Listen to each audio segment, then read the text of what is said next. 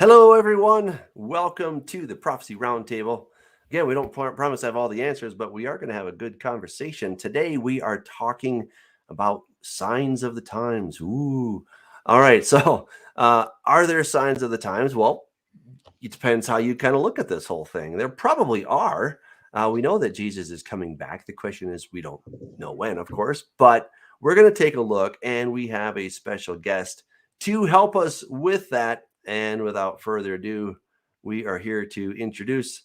So, Sam, we're so glad that you could join us this week. We're looking forward to hearing your insights. And of course, everybody knows Scott and John.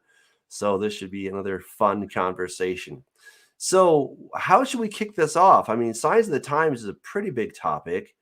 I remember when I was a pre-tribber, I saw signs everywhere. I mean, it was just like tomorrow or maybe today he's coming. And, Jesus will come back when he decides to come back. So I'm not going to make any claims as to when he, should come back or can't come back until such and such. But what are some of the topics that you guys have in mind when we look around our world that truly point to the soon return of Jesus? What I've been visiting with folks in our church and small group, and I've gotten to the point now where I think everything is in place. What I'm watching for now is the resumption of the daily, and once the resumption of the daily occurs, then you will have cessation of the daily followed by the abomination, and then we'll know exactly where we are in the timeline. The Temple Institute in Israel is completely ready to resume the daily. If they were given permission by the government to do it today, they would be there within a couple of hours. As far as things that precede that would be what I consider to be the birth pangs that Jesus described in Matthew 24.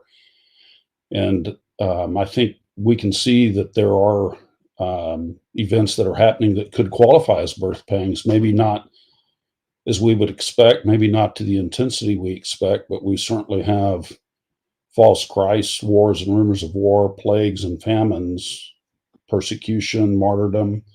Those things are all in place. So as far as timelines go, I'm just waiting to see when the daily resumes.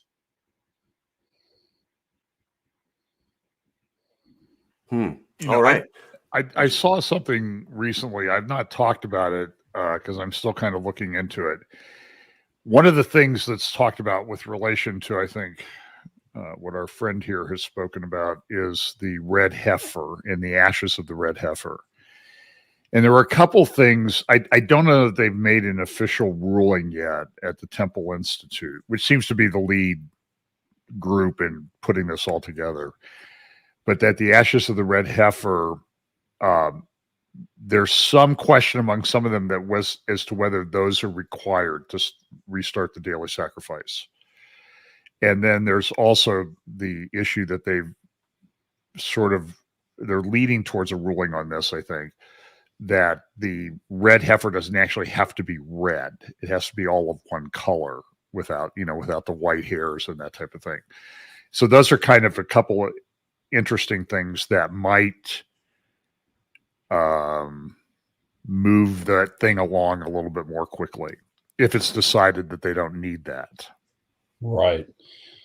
So in my communications with the Temple Institute, I had not heard that about changing what they deem to be the qualifications. Maybe they've had difficulty because the longer they wait, these heifers grow other off-colored hairs. Right. And then they get disqualified. So maybe they're feeling a little anxious and they're going to loosen their regulations up. That's possible. I had not heard that. That's very interesting. Well, I think that was a discussion on one of their podcast on YouTube a few months ago. I'd have to go back and dig it out. I see. But I did hear it. So I'm kind of going from memory, and I haven't talked about it because I haven't had time to go back to confirm it, but there was talk about that. And right. So people that I know that watch this, they were it made their ears perk up really big Right. time. Well, in my communications, I specifically have asked if they felt like that was a necessary item, and they have categorically stated that it is not. That if everyone is tameh, that is, that everyone out there is unclean ritually, that even though it's not ideal, they can actually resume the daily in that circumstance. And they've posted as such on their site. Well, then that would be consistent with what I heard a few months ago. Right. So they, while they'd like to have one, and that would be the ideal situation. In fact, they have phrases Doug may know. They have a Hebrew word that they use for the ideal situation, and then the non-ideal situation. And so it's kind of like this. If I were driving home on my anniversary, and I had forgotten to get my wife a anniversary card, I'm in big trouble. You would be sacrificed. But if I get home and I hen scratch a poem on a piece of paper and fold it up and give it to her, that may not be ideal, but it's satisfactory. It gets the point across, and she's actually very happy with that. So it's not the ideal situation, but it's acceptable. And so they have a phrase that they use for that. Eliyahu Berkowitz of Israel 365 News is one of the ones that I've communicated with, and he is the one that relayed that to me. He's in close association with the folks at the Temple Institute. And then the fellows that do their YouTube videos I've been in contact with, and they've confirmed that they do not have to have a red heifer to resume the daily. So that I think is overcomes a big obstacle. Yeah, and I think we should just to kind of back up for some people that may not quite be up to snuff on some of the terminology. The daily, we're talking about the daily sacrifice, and we find this in Daniel chapter 12. And from the time that the daily sacrifice is taken away and the abomination, desolation is set up, there'll be 1,290 days. So that is what Sam is referring to when he talks about the daily. So the Bible has predicted that the sacrifices will come back. And, as Sam said, the Temple Institute is gung-ho and ready to get this whole thing going. Obviously there's some politics standing in the way, but once those are sorted out, then it would be very short order until they would be able to get that up and running once again. So that's pretty cool. Absolutely. I mean, they have they have a school. They've trained their priests. They have all the garments. They have all the vestments. They have all the utensils. Their altar is dedicated. It's kosher. It's portable, and they could wheel it up on the site of the threshing floor of Aruna up on Temple Mount outside the Dome of the Rock. They could have it up there within an hour or two at a moment's notice. So they are at the starting gate, ready to go. All they need is government approval. And so, a good question would be, well, what could incite the government to give them approval, knowing that it's going to cause eruption on the Arab street, on the Muslim street? And it seems impossible from our point of view, but nothing's impossible, from God's point of view. So why don't we discuss what kinds of events might happen that would incite the government to allow them to do that?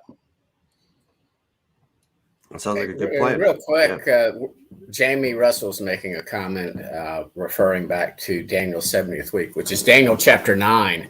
The daily is not even mentioned, Jamie, in that. Sam's actually referring to Daniel 12, and that's why he won't even get much pushback from me.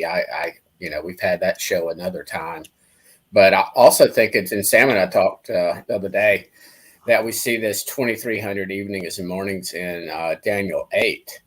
And I look at that as being much more supernatural, spiritual, up in the heavenlies, the second realm, and that this could also not necessarily refer to something that's happening here in our limited time-space domain. If you compare it to Daniel 8, that 2,300 evenings and mornings. But I don't think that they have to start for the end times to necessarily be fulfilled. But if they start doing sacrifices, it certainly wouldn't surprise me. I don't take a dogmatic position either way. So.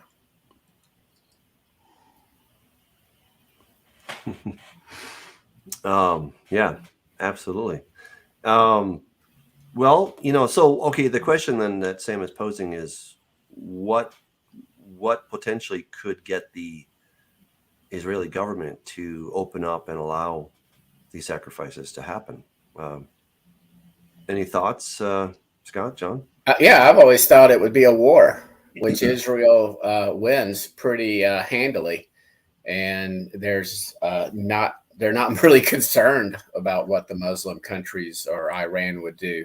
It could be some type of alliance with some of your more Sunni countries that the enemy, my enemy is my friend type thing. Mm-hmm. So that's what I've always thought would happen, that would precipitate this, or there could be a more worldwide global war and the UN step in and the Pope step in and reach some type of international treaty that allows the temple to be rebuilt or the sacrifices to start.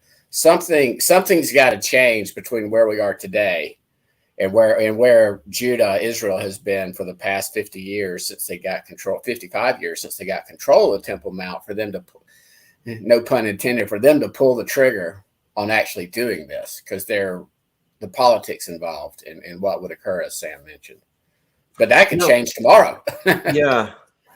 Well, of course, it's very difficult to try to say exactly what's going to happen. I put forward a theory in my book, and we'll see if I'm right or wrong, and who knows, right? But I see that with the two witnesses coming, the world is going to be in such a state that they are in a great place of fear.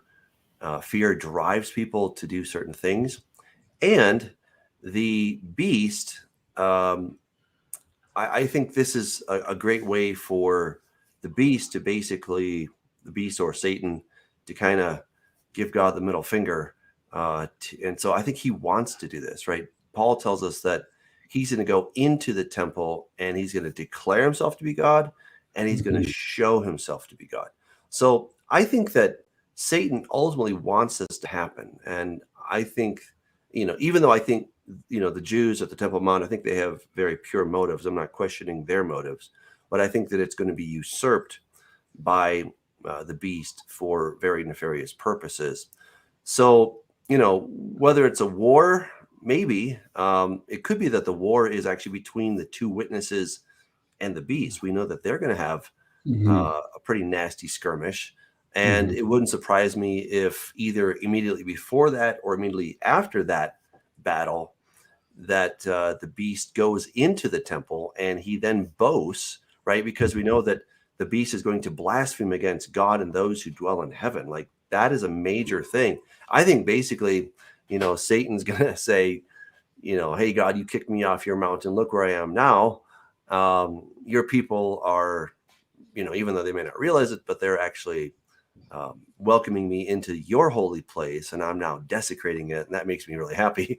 So, it could be that it's the battle between the two witnesses and the beast that sort of hastens this or commemorates it or something. So I don't know. I think that's a great thought. And, we've talked about the holy place and the pagan Muslim shrine over the holy place. And, the holy place is still the holy place that God chose, where he was going to choose to dwell. So then you've got Satan's man standing on the holy place, claiming to be God, surrounded by a dome where the Arabic script says, God has no son and Muhammad is his prophet.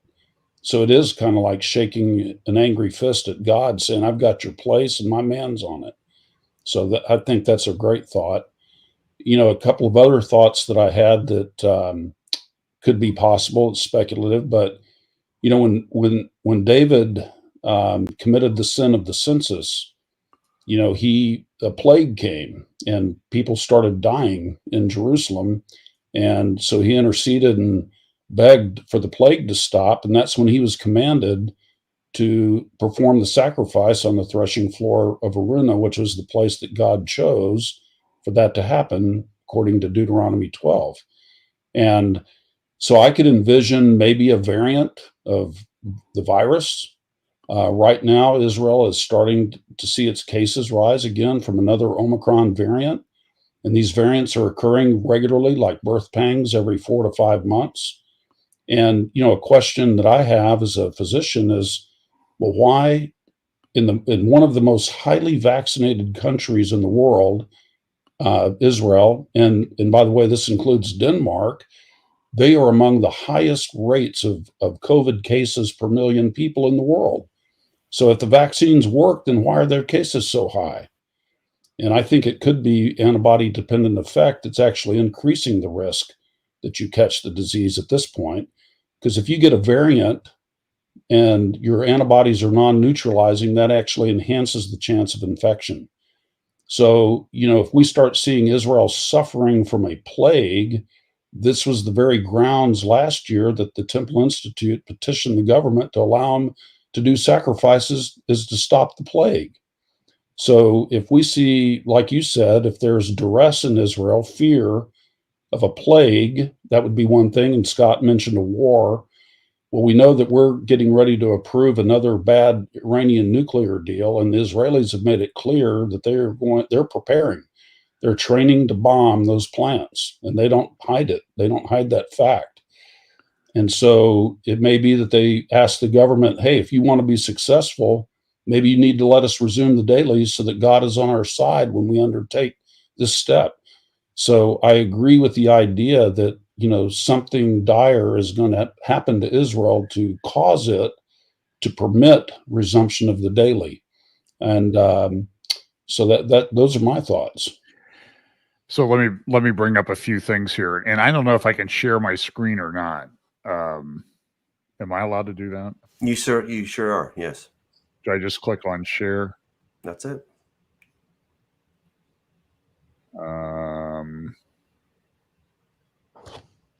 Share screen.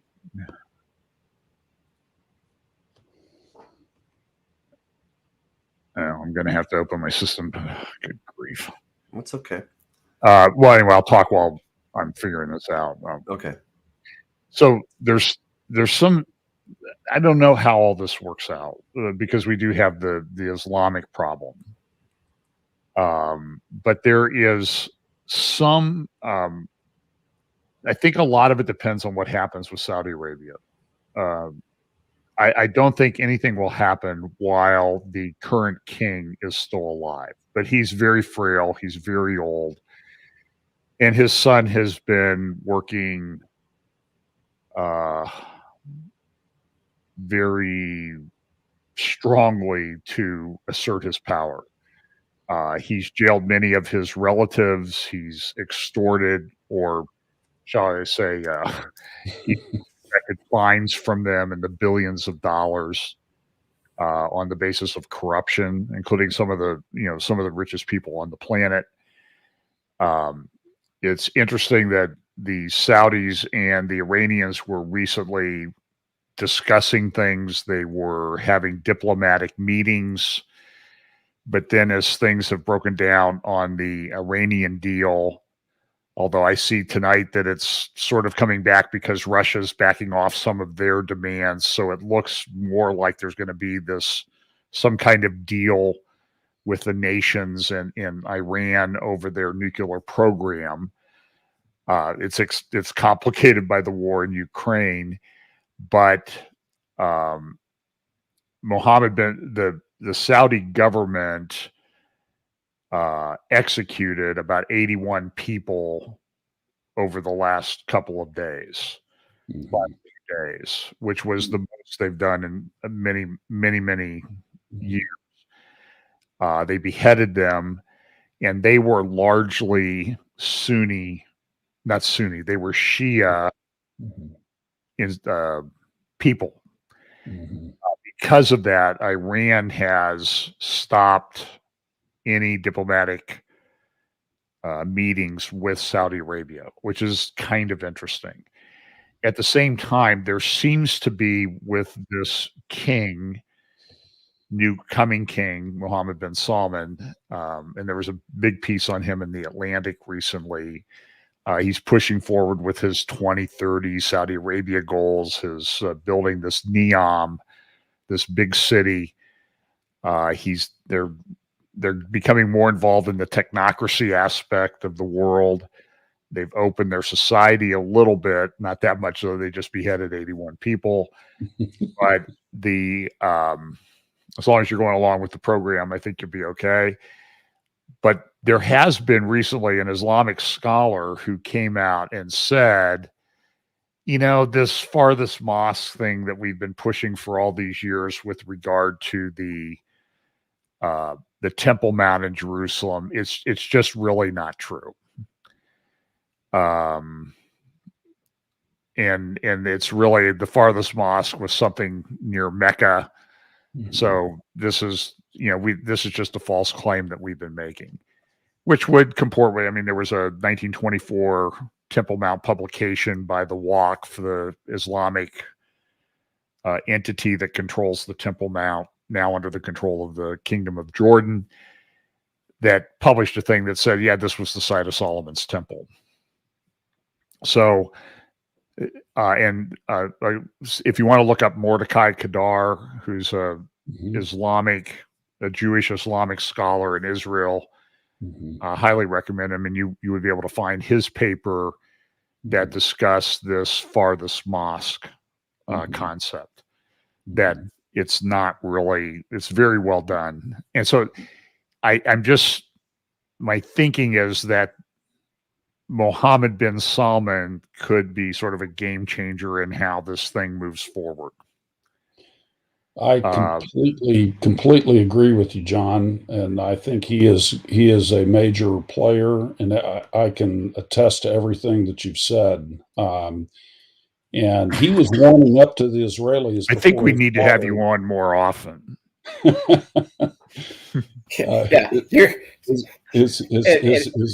His father put the kibosh on the Israelis and the Saudis, coming together, and basically read him the Riot Act and said that they can't rehabilitate with Israel until the Palestinian question is solved. And MBS has been quoted as saying, they need the Palestinians need to make peace and move on. So they're on opposite sides, but he conceded the field to his father.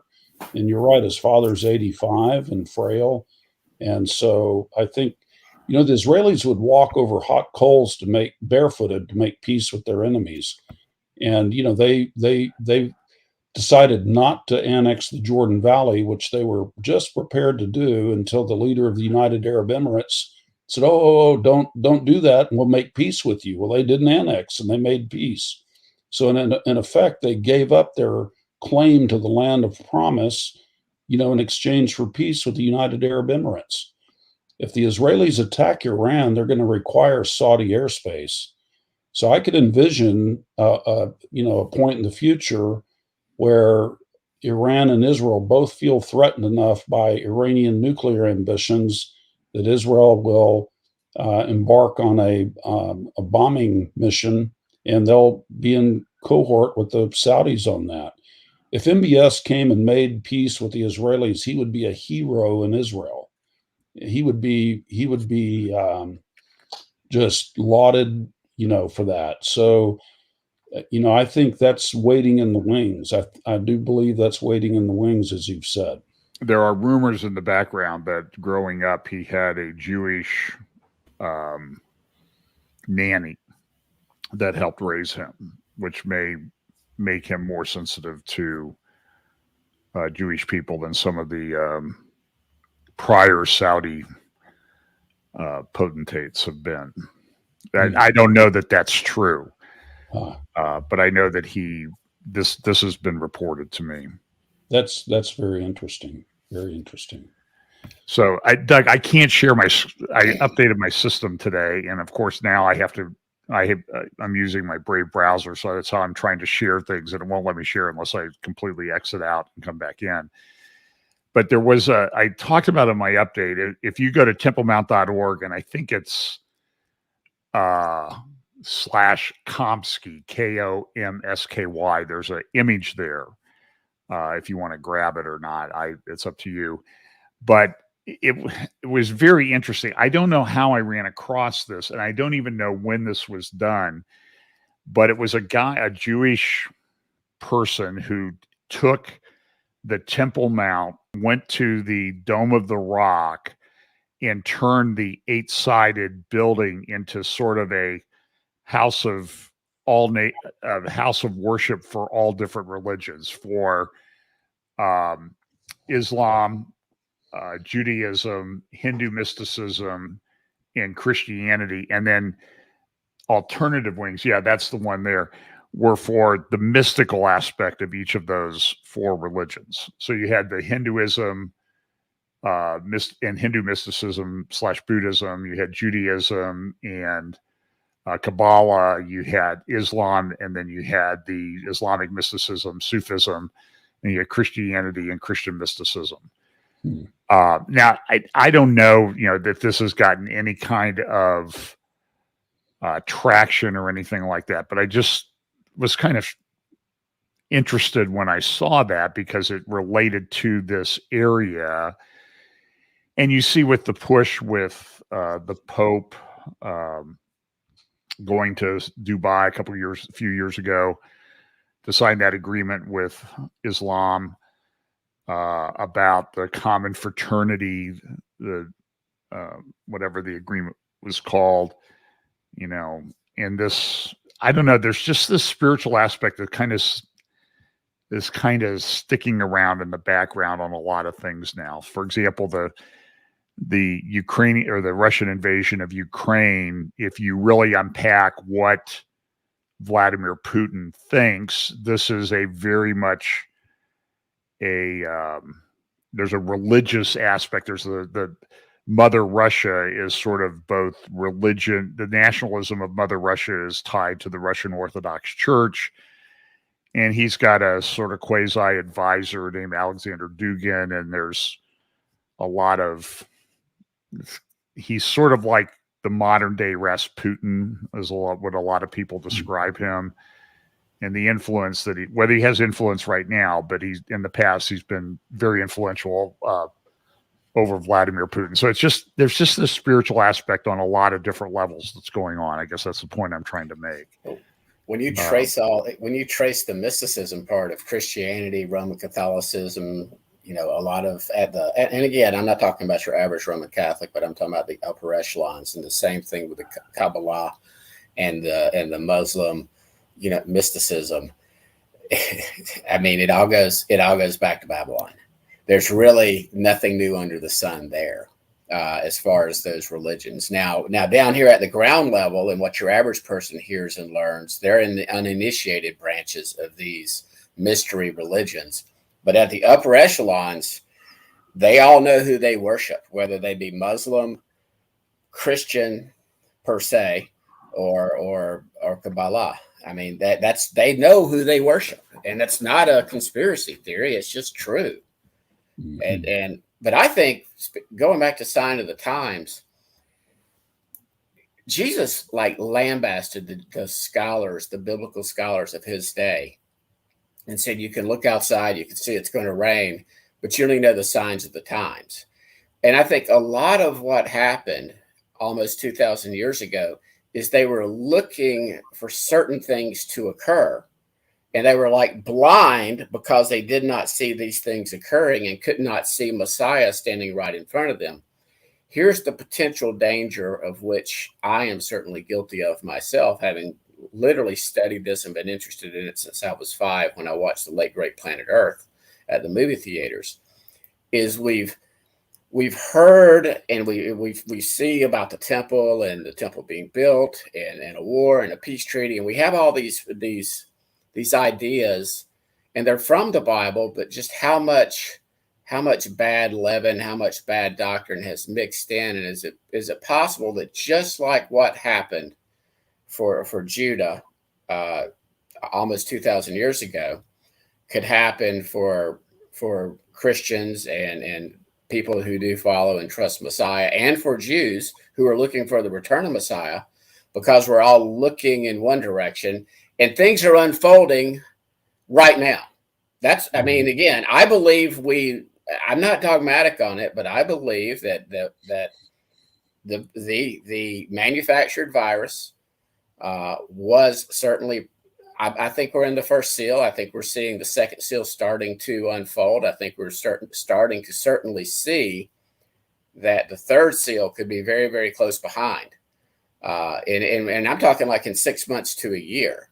I mean, food does not grow in the grocery store, and it would not take much more of a supply chain disruption and a major war breakout. Or if Russia decides tomorrow, or China and the Saudis decide to go off the petrodollar, at least from an American standpoint, we're not in good shape. And I've always thought America had to be kind of taken down a notch or two for the globalists to implement their plan of one government. And the most positive sign, real quick, is there are millions around the world, and Hanoch pointed this out. They're not necessarily all accepting Jesus as Messiah, but there are millions around the world that are starting to return to his ways. There's people, and like we had 150 something people last night at Purim in Birmingham, Alabama. I mean, and this is the Bible Belt, but I'm just seeing more and more people. I mean, I had a conversation with a lady today. We just started talking about, she asked if I was Jewish. I said, no, I'm not Jewish. And so I invited her to start attending our congregation. She was very interested in learning more about Passover and about the biblical appointed times and Pentecost and trumpets. So I'm just seeing more and more people. It's like their ears are being supernaturally made open to hear about God's appointed times. So that's what I think is the most positive aspect. But the other stuff, I mean, we know this. They've got the technology in place. They could put us on a cryptocurrency, and we, in the next year or two, and we wouldn't be able to buy or sell. And I'm not saying that's initially going to be the mark of the beast per se, but they could do it to where if you don't get on board this new system, and so you just see all these events aligning, and they just all happen to be falling into place about 8-ish years before he went away and returned to his place about 2,000 years ago. Yeah. So. Well, your point about the Jews missing the first advent is a good one. And, they missed him because he didn't fit their grid. They had a rigid grid that they filtered everything through, and he didn't fit that grid. So they filtered him out and they missed him. And that's a lesson for us to not be totally rigid in this, and for instance, the last time I was a guest on your program, we talked about, is there really a need for a third temple? And, we go to, the reason that's believed in the Christian world is because of 2 Thessalonians chapter 2, where he's going to take his seat in the temple of God. And that word temple in 2 Thessalonians is naos. That refers to the holiest place. It's not necessarily the building, as opposed to the use of hieros in Matthew 24, which refers to the buildings. And when we're told that our body is a temple, that we are a temple of the Lord, and we're indwelt with the Holy Spirit, and he lives in our heart, well, that word temple is naos, just like it was in 2 Thessalonians. Everywhere in the Old Testament that word is used, it refers to the holy place, the Holy of Holies and the Holy Sanctuary. And so, if we have the mindset that there has to be a third temple to be built before the second advent, I think that could, that you could miss the second advent. You could see the abomination under the Muslim dome and say, well, that's not the abomination, because that's not a Jewish temple. And so, I understand what you're saying there, Scott. That's a great point. And maybe Doug will be nicer to me this week. It's possible. Well, and again, hey, and I'm going to defend Doug real quick. He, because we talk, and we actually communicated. What has happened over the years is certain events have happened, And we cannot help, those of us who study prophecy, we cannot help but at least, and we should be watching what's going on around us. But he's correct in that, I mean, in the 90s, in the 80s, in the 70s, in the 50s, 100 years ago, in the 1840s, where you had, prophecies that Jesus is coming back in 1843 and 1844. And that's how we got Adventism started. And then they invented the investigative judgment because Jesus didn't come back. So there has always been, I think the Bible had that tension, and there's always been this tension of people could think that they're in the very end of the very end of the last days. We've been in the last days ever since Yeshua returned to his place. But again, if he's got a 7-day redemptive plan and he came at day 4, and nobody really that actually believes the chronology of at least the Masoretic text believes that it wasn't right around 4,000 years when Jesus came and he ascended to his place, those last days would have been that 5th and 6th day. And I just don't think it's a coincidence that the Sabbath day, I read Hebrews 4 last night, that rest we are to enter, and that 7th day is 1,000 years. And so that is why I'm not dogmatic, because I've told Doug and I've said it before, I do not know that our calendar is correct. I don't trust the Romans to have actually recorded history correctly. So we've got some really nefarious record keepers, and historians do their best with what they have. But if it's accurate, if it's correct, and events keep on unfolding, I mean, I'm not up on the mountaintop yet, but I do think if people are seeing, events coming and they don't sound the alarm and they don't warn others, then that's where I guess I would rather be guilty of being wrong about what I think is unfolding as opposed to keeping my mouth shut on what I see unfolding. And again, Doug, you know this. When people are talking about it in the 80s, I'm like, it ain't close to 2030 yet. We got at least 50 more years. We got at least 40 more years. We got at least 30 more years. And then COVID hit. And like within a day, I'm like, oh man, that's 10-ish years away. And I'm not seeing anything over the last 2 years.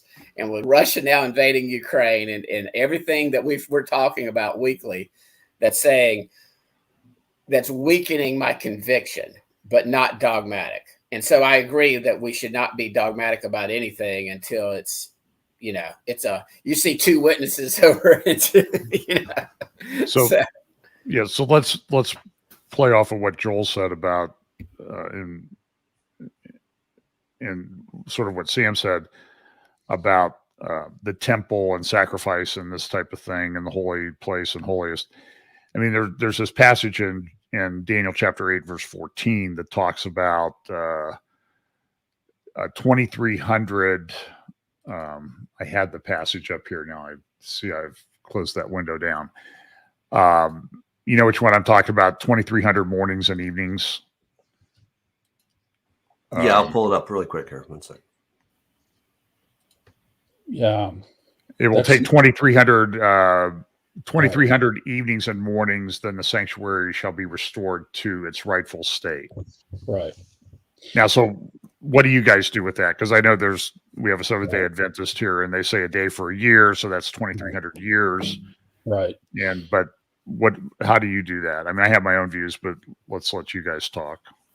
So I'll share with you my thinking on it. If you look at the Hebrew, evening and morning is singular. It's not plural. In the English translations, it's plural. It says evenings and mornings, but really in the Hebrew, it's singular. And the context of the question is how long the vision, the daily.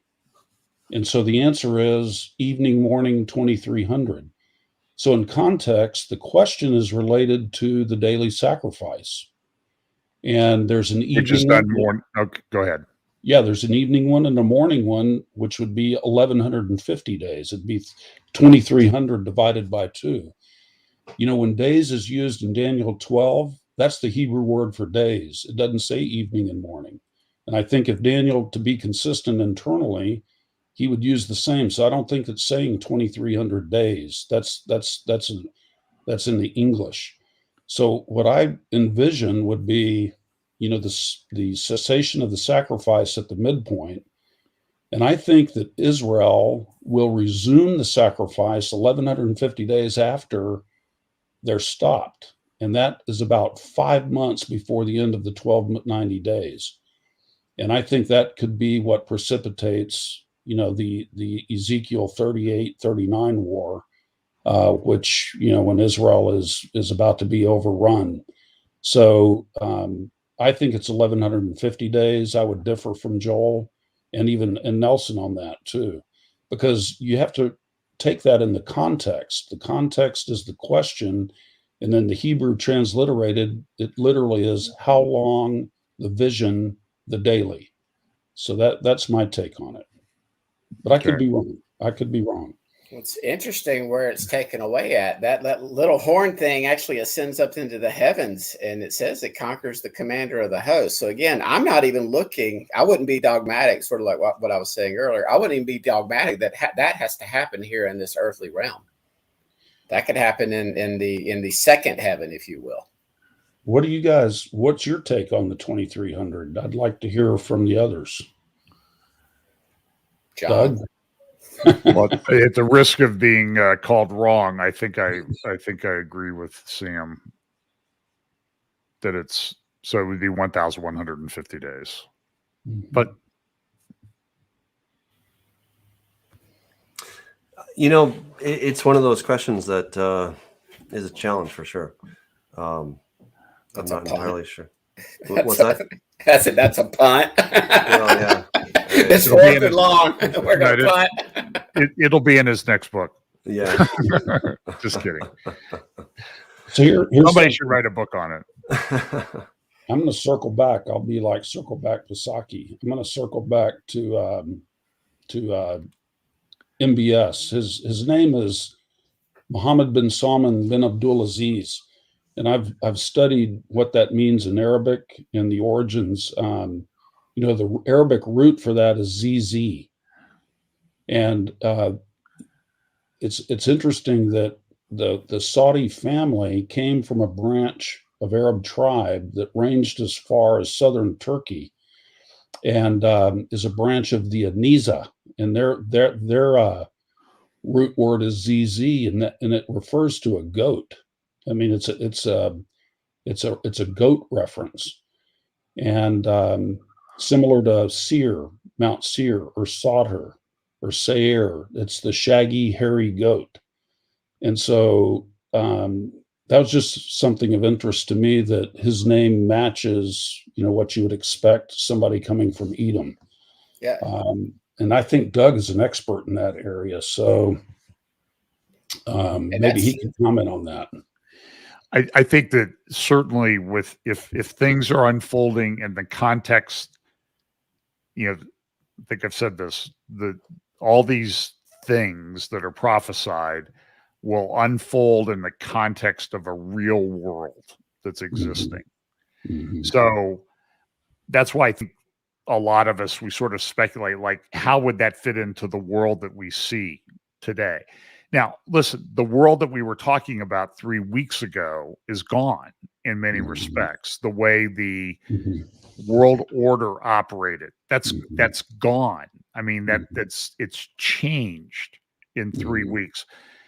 But, then the question becomes, does it make these different events of Scripture more or less likely? You layer onto it this Iranian negotiations that's going on, the Abraham Accords. You have this Jared Kushner running around doing all this stuff, setting up, getting a lot of Arab countries to invest in his, to pour billions into his investment fund. This is all very interesting. And he laid it out. And I mean, he has this, I don't know what it's called, Abraham Accord Peace Institute that he's set up, and somebody leaked the document. And part of this was, there was a big financial part to this, and he's working with Crown Prince Mohammed bin Salman to bring this about. So so you just have this kind of synergy some things that I don't think we've had before. Right. I think by the color of my hair and John's hair, you can tell we're baby boomers. So we grew up in the Cold War, in the time of Vietnam, and I have 4 kids. One's a Gen X millennial generation, the rest are in the millennial generation, and they have no comprehension of what we went through, and they also didn't have a comprehension of the pre-tribulationism and Scott mentioned the late great planet Earth, which influenced me early on. And there's been I think in the later generations a wide scale rejection of the study of eschatology because so many people have been wrong. And what I hear from the younger generations is, why are you even worried about that? Shouldn't you be doing the work of the kingdom? And so they de-emphasize the study of eschatology because of the errors of the past, and I understand that. That's a concern of mine, and so recently I've been discussing with some younger folks, why it's important to study eschatology and why we can't throw the baby out with the bathwater just because somebody got it wrong doesn't mean you tear that section out of your Bible. What do you guys think about that? Do you notice the same thing that I'm noticing, that in later generations, they don't think it's important? It's not. It's been. When you say later generations, you mean old people like us? No. The more recent ones. Yeah. Okay. Yeah. Well, I will say this: the Johnny come lately generation. Okay. In my experience, it's always been that way with most of the people in the church, that they put no emphasis on it. I mean, I would usually get the answer, nobody knows the day or the hour. And it was almost like, don't even want to talk about it, think about it. And I think some of that is because there's been so many standing on the mountaintop making false claims, 88 reasons why Jesus returns in 88. I mean, 89, why 89? And there's been people buy into it, and it makes it look foolish. That's why, even though I believe this 7,000-year redemptive plan, and he returns after 2 days on a future Yom Teruah, I'm not staking my salvation on it. And I'll always add the caveat. And again, we're still probably 6, 7, 5, 8, 10, 11, or 12 years away. So I'm not saying things are going to happen tomorrow. Events are just lining up. But I think what has happened by doing that, people have put on blinders. Either one, they've been burned before, and they went too deep down the rabbit hole into thinking this could be it. Or 2, they really don't want to see what's happening. They would rather have the ostrich approach to what's going on in the world and what's happened in the past 2 years, and how quickly. I mean, people. We think we've sort of got back to normal, but like you mentioned earlier, Sam, some of the countries right now with this new variant, and I'm air quoting it because I don't think it's a variant per se. I think it's a new manufactured creation of man, that I mean, it's all being set up to get to this global ID system. However they try to implement it, they want to track everybody, and you don't have to believe in the Bible to understand that's where this is going. Now, the enemy will use that, but this could be put in place in no time. I mean, so I think a lot of people don't want to see it. They're like, oh, I don't want to see that. Yeah, I'm doing a seminar on tech, and I'm starting to prepare for that in a couple. I'm going to do it in a couple months, and the digital ID thing is just it's everywhere you look. It's everything, and it's about everything. So we went from a vaccine passport to smart health cards, and it's all tied in, and it's eventually. And I don't know how all this works. I think it's going to get tied to your specific. Everybody's going to have a specific ID. And it's going to be tied or to you through your DNA and that type of thing. And I just don't know how all this works out, but I'm just telling you, I could pull up 20 white papers right now on it. And, and then at the same, and, then they're doing the cryptocurrency, and they're talking about programmable cryptocurrency. Well, that makes my skin crawl. when I hear that, because I know where this is going. I think. Well, that And article it's we just got sent. it, That it, article it, we got sent. Yeah, what was the saying from one of the it might have been a Hemingway book, Sun Also Rises. The two guys are talking, and I think I always sort of relate. Now I know that's not scripture, it's Hemingway, but they're talking and they said, well, how did you go bankrupt? And he says, well, two ways, gradually, then suddenly. And I think that's how sort of this Bible prophecy thing is. It's gradual, then it's sudden. Right. Well, there's a shot across the bow of the Canadian truckers. They couldn't buy or sell. Their bank accounts were locked up because they didn't do what the government wanted them to do. Yeah, and how long did it take to go from the Canadian truckers and the people who were sending them money, right, to shutting down an entire country? Right. Yeah, by the rest of the world. It's frightening. In Texas, if you can't buy or sell or use your money to pay your taxes, your property gets confiscated. I mean, can you imagine if all of a sudden you could not, engage in the economy or pay your bills, pay for your electricity or your water, and all that's cut off? Yeah. So that's the banks are now moving to, and I know I saw this from a small bank here locally, but it's everywhere. I mean, all the banks are doing it on your online banking and that type of thing. If there's certain transactions that they want to prove. Now the bank will say, well, we're doing this because, we could get sued and the government could come after us and seize assets and that type of thing. But then they throw in this stuff like, well, if you're giving your money to somebody who's involved in hate, or bigotry, then we don't have to transfer the money. Right. Well, now that's right. So the bank will say, well, we're just doing it to protect ourselves. Well, big deal. Okay. You're shutting people out. And this is happening across the board in the banking industry right now. China has a social credit score. They're scoring you with social credit, and I see that coming. Well, I saw in Glenn Beck recently that he had some Merrill Lynch accounts. Somebody had sent him their account statements, investment accounts, and they had an ESG score on their account statement. Now, this ESG stuff, it's complete nonsense.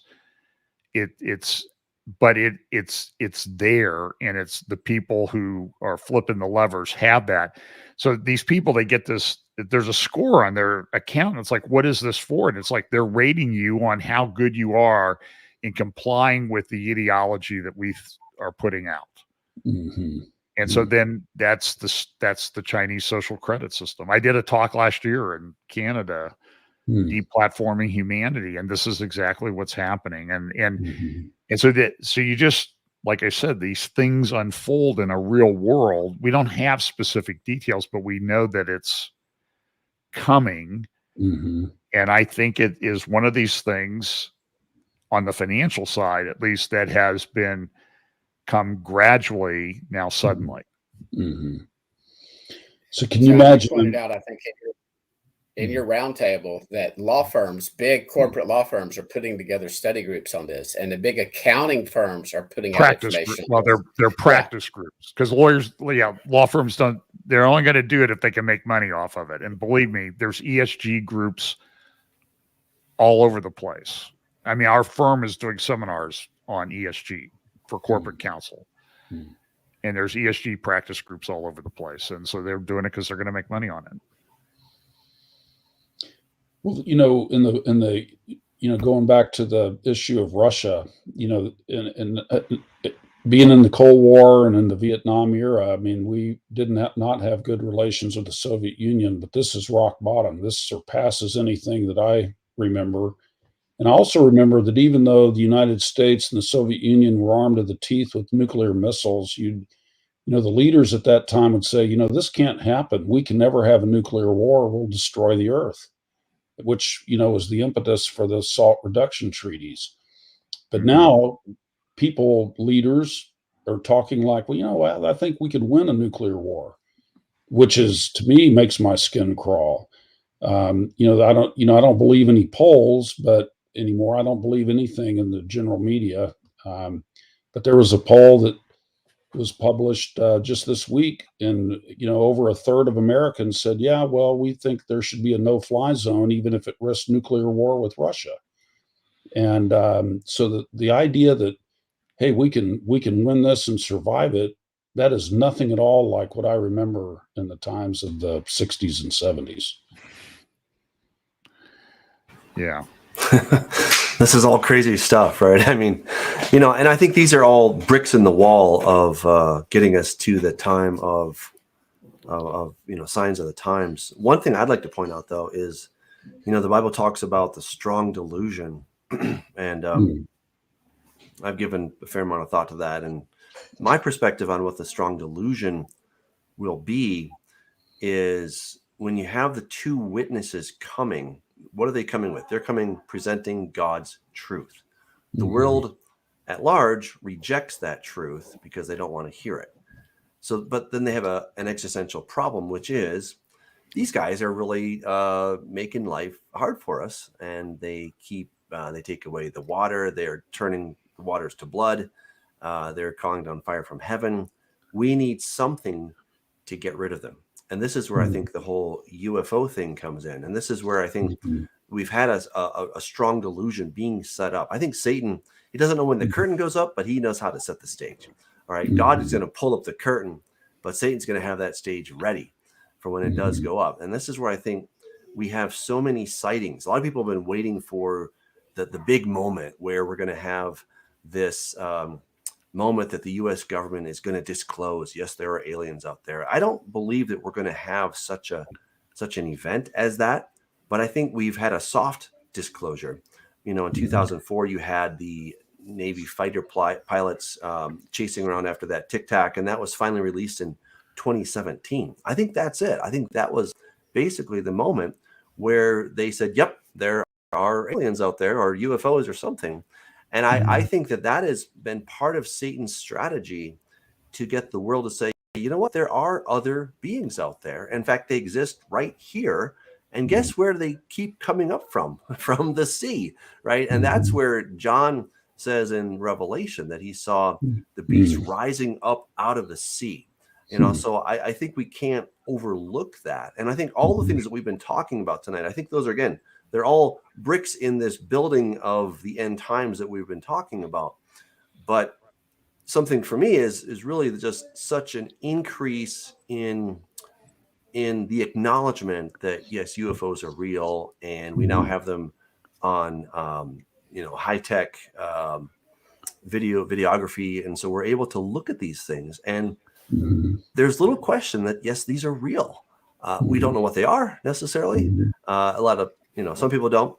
But what's also interesting is a lot of ufologists, people that follow this kind of stuff, are now talking about them not coming from far, far away, but saying that they exist right here. They exist behind some kind of a thin psychical dimensional membrane right here, right? They're not from a different solar system or a different galaxy or something like that, but they're right here. This is where they live. So I think we're beginning to see this crossover between what the Bible's been telling us and now what we're seeing with a lot of the UFO sightings and such, and that it's becoming quite acceptable. In fact, people are they're rather comfortable with the idea that, well, we're not alone in the universe. We probably were seeded by some advanced ancient alien race, and we're okay with that. So I think we're getting to that place, and I believe that is going to be the basis of the strong delusion. Well, and you take this, so you layer on a couple other things. Yuval Harari, who's very popular at the World Economic Forum, talking about humanity is now hackable, and we've now got to the point where the evolution of humanity will be designed by us. I mean, it's what he's creating is sort of this godlike entity of the elites, of course, of which he is one. It just so happens that it always works out that way.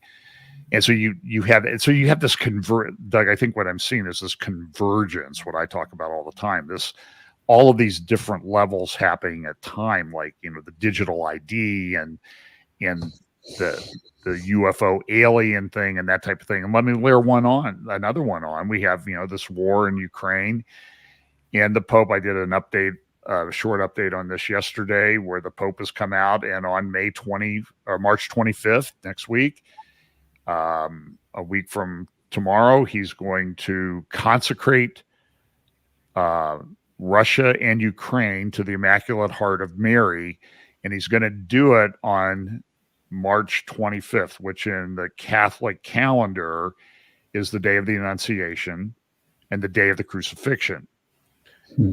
And he is doing this, the consecration thing. This comes from this Fatima vision that occurred in 1917. And Francis has been to Fatima on the 100th anniversary 4.5 years ago. And then there was this giant vision that everybody talked about of what they saw with the light. And of course, these three kids, so they saw the Virgin Mary, and they got prophecy and directions from the Virgin Mary. But there was this light thing in the sky. And I'm only saying that because you're having the Pope come in and endorse these events that took place back in Fatima in 1917. And I just think it's part of the convergence to set it. It's setting people up on a number of different levels. So I agree wholeheartedly with you, Doug, that there's something more coming, but this is building up to it. I mean, because they're doing that on this particular day. John Paul II, March 25th, 1984, consecrated the world to the Immaculate Heart of Mary. He was a big Marian, Roman Catholic Marianite, or I don't know, whatever you call them, Mary worshiper. And this Pope seems to be following that track. It's just more interesting stuff.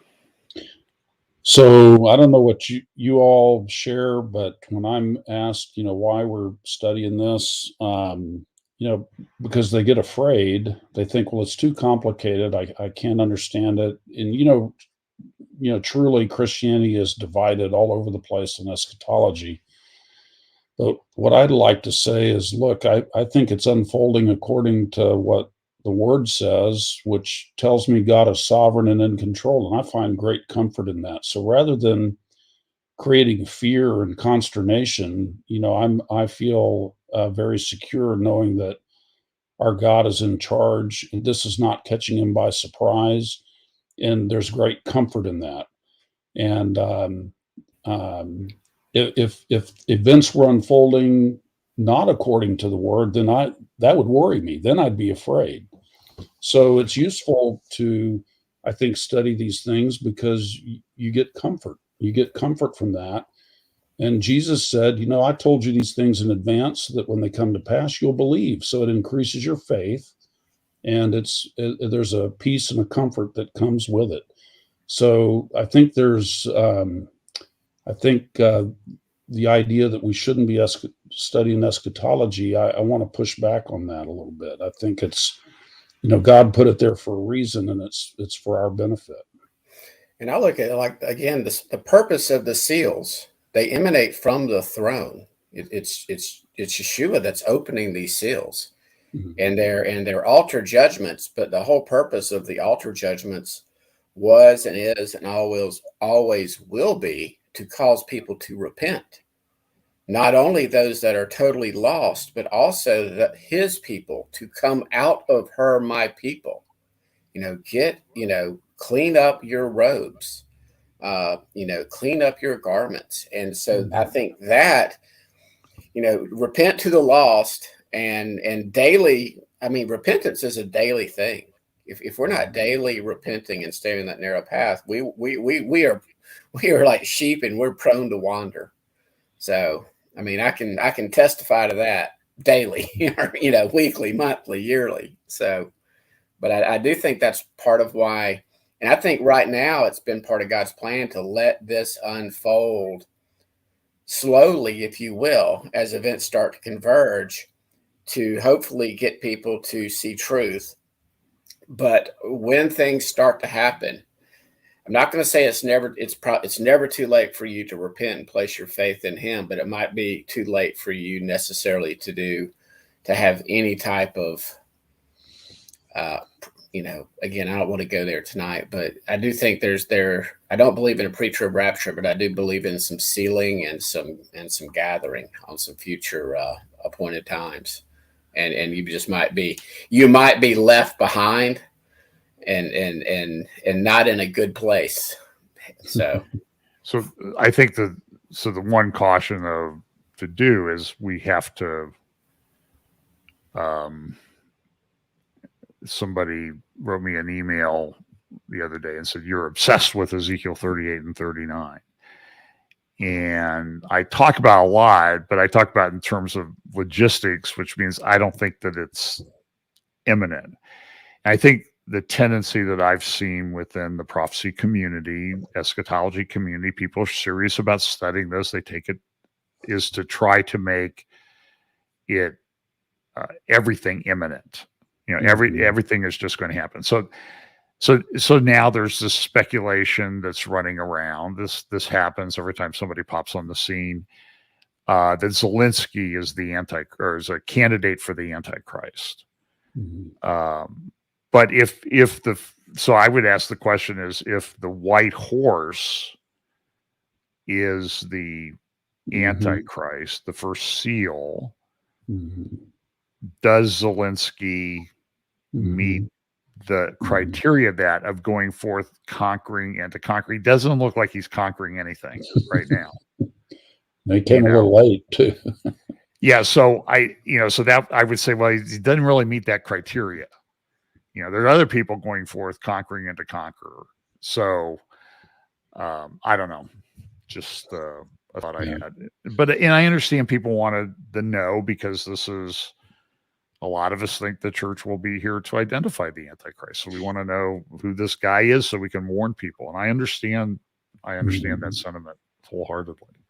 Well, last night at our small group Bible study, this came up. We were talking about the abomination of desolation and, occurring in the midst or at the midpoint. But, I don't think that the mark of the beast is going to come the very next day. It may not come till later in that last 3.5 year period. It may be very brief. We don't know that. It's not elucidated. So I agree there, John, that, everything is not imminent, even though it may be on the horizon. But it's easy to understand how it gets that way, because look what happened with COVID. I mean, that changed. That was a shock to a lot of people, just the way everything was handled. And it's still going on, by the way. I mean, Fauci was on the news tonight. He's come, I guess somebody saw the milk carton I made up and they found him at NBC and had him interviewed. But, there's word that they're building a 6,000 bed hospital in a week in China to handle COVID patients, where China has this zero COVID policy. And I don't know if the zero COVID policy means they don't have any COVID or they make everybody think they don't have any. I think it's probably the latter, but, and then cases are spiking in Israel and the UK and Europe. And so we're not out of the woods on this thing yet. And I don't know how it's going to play over the next few weeks, but suffice it to say, this whole thing was just sort of a shock to a lot of us. I hear people, good people in eschatology, my friends, and I've said it, I didn't see this one coming. Yeah. So we need to be a little bit sensitive to that. And then you'll layer onto it, what Doug's been talking about, this supernatural stuff is really going to be, it's going to be difficult to navigate these days. I mean, I don't care your view on the timing of the rapture. If we're here, it's going to be tough. That's my view. Right. But it won't last very long. You know, We've got a few pre-trib rapture people in the chat, so I'm not mean to you guys. I just think you're getting set up for false hopium, and you're setting your fellow brothers and sisters up for false hopium, and you're not preparing them to endure and persevere until the end. Okay, that's all. It's there. There will be a catching up to the cloud that happens at the resurrection. Okay. We everybody on this panel believes that. We might have a few different tweaks and views about when that happens on the overall timeline. I think Doug and I probably align, and I know where Sam stands more along with Nelson, that it might be a year before mine and Doug's understanding. But we all think we're going to go through this period of great tribulation, and tribulation. We've said it before for the pre-trib people listening. It's not the same as wrath. You've been taught that we will not endure the orge, the wrath of God. Okay. But I pray for y'all, because if events are really unfolding, you're just every day, you're like Doug was years ago. Every day the rapture could happen. Everything like John's talking about, everything in certain prophecy circles is imminent. It can happen tomorrow. Well, there's certain things that could kick off events that could happen tomorrow.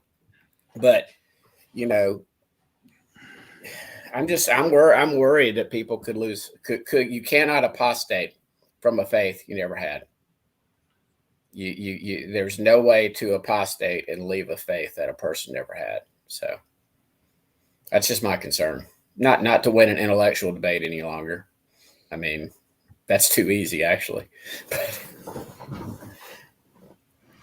Well, Sam, thank you for coming on. We greatly appreciate you joining us on the show. This was a lot of fun. I think we covered a lot of interesting ideas, and again, they're probably all leading us toward that final time. When that arrives, we'll have to wait and see. But you know, thankfully the Lord is on the throne, and yeah, we should not be afraid of these things, right? The Lord told us what was coming in advance to give us peace, not to cause us consternation. And, you know, at the end of the day, we want to be people that are loving the Lord our God with all our heart, soul, and strength, and loving our neighbor as ourselves. Those are the two bottom line things that all of this study, all the things that we talk about, all the theological things that we dive into should lead us back to those two foundational things. And if it's not, then we need to reevaluate where we are. So thank you guys. Hey, if you enjoyed this content, please do subscribe, like it, share it. That would be awesome. If you're interested in Corrupting Image Volume 3, it's an amazing book. You're going to love it. If you can't afford it, send me an email and I will send you the PDF copy for free. So please do take advantage of that. I want you to read it because I think you're going to really enjoy it. A lot of the things that we talk about are in the book. You can also go to patreon.com/Doug Hamp if you want to become a supporter of this ministry. So thank you so much. And until next week, may the Lord bless you.